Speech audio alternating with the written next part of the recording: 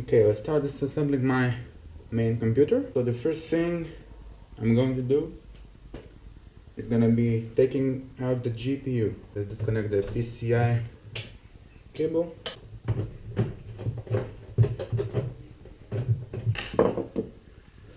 Then you release the GPU by pushing a button down and just pulling it out.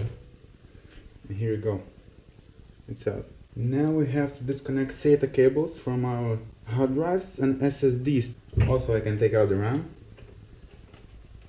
just to check them. Okay, there's one more. So these are 8 gigs. So in total there's 16 gigs of RAM in my computer. These are hard drives, 1, 2, 3, 4, and SSD, solid state drive. So you have to know where each of these SATA cables go, in which SATA connection, in which SATA port. If you displace them, the system won't boot. So you need to write those down and you should be fine. Let's take them out. So to take them out, in my case, I need to unscrew these 2 thumb screws. Easy. They just go like this. Well, cables don't let me do this, but oh shit. I need to check one thing. This is the manual, and somewhere in here I wrote which hard drive goes to which port. Oh, here it is, with my ugly handwriting. So now I can pull them out, and here you go. SSD. It is a M2 SSD, and since my motherboard doesn't have M2 slot in it, so I had bought this just to use it, and it's just a simple converter from M2 to SATA 3. I will disconnect all of them. So I need to roll my case now. Now let's look at the back. Now I need to disconnect a lot of stuff here also. Go out, you piece of shit. I will turn my case. And look, just like that to take out there, with 3 hard drives. And it's heavy and fragile also. Now I will disconnect cables from PCU, because it's fully modular, so it's easy to do that. Oh my god, so hard to do this. So this is the PCU power supply, also dirty, and now it's clean. It's 750 watts as written here. It's 80 plus gold, so it's very efficient under 80% load. Okay, so now it's time for this radiator, because my CPU is water cooled by Cooler Master. It's nice, quiet. I don't know if you can see it, but it's black, and this powers the CPU. So it delivers power to these voltage regulators, which are behind this cooler, because they produce a lot of heat, especially with this kind of CPU, which draws 220 watts. So it's not power efficient, but it's fast, and it's AMD. That's why it's not power efficient. Let's unscrew the main board from the case. Okay, so it pops like this. Let me hold the radiator. Oh yeah, it's out. Let me move the case and I'll show you more. I will use a piece of cloth to prevent table being scratched. So I just put it like this. This one is always getting in my way. So when you're unscrewing the heatsink, you have to do it in a cross pattern. So release this a little bit, and this, that, and that, and then repeat. Because you need to spread the paste evenly. Okay. Oh.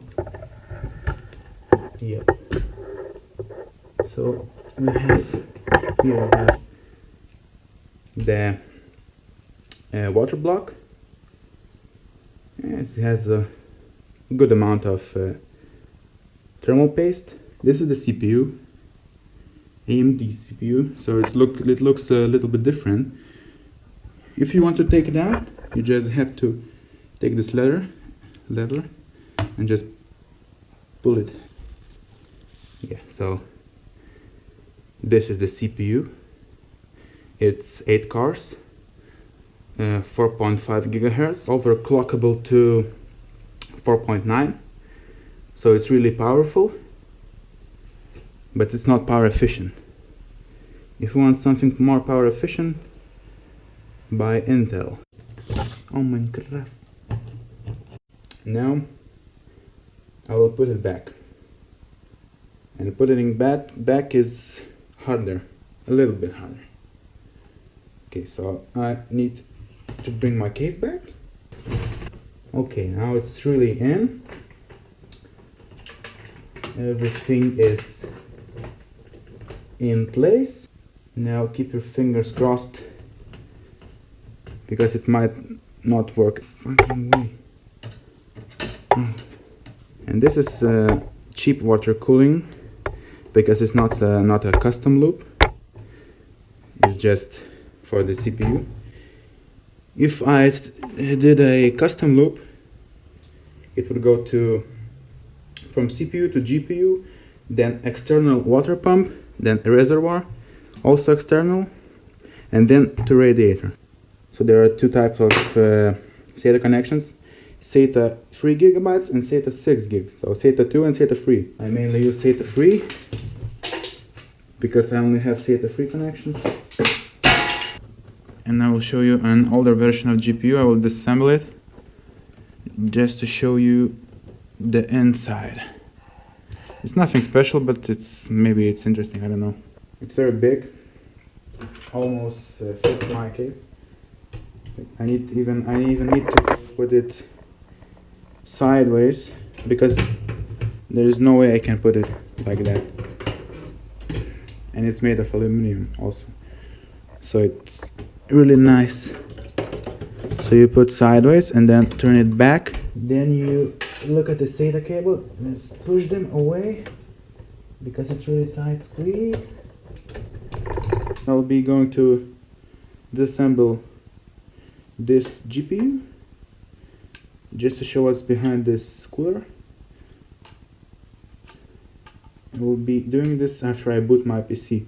I need to check if it's working. Let's go in. And okay.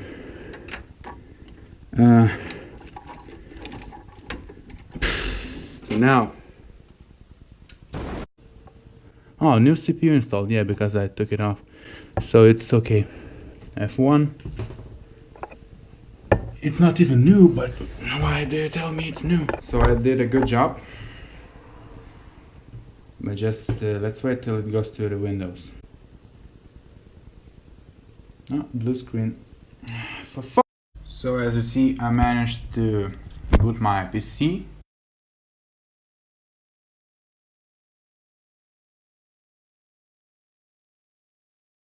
And I forgot you to disassemble this GPU as I promised. So it's pretty much easy, as long as you have a proper screwdriver, which I don't now. So that's how it looks like. So this is the graphics processor. Then there's a RAM modules, 1, 2, 3, 4. So this is the RAM. Oh, maybe they're behind this. It looks like that. Is nothing special. This is the cooler. Just nothing to really look at. Just a simple PCB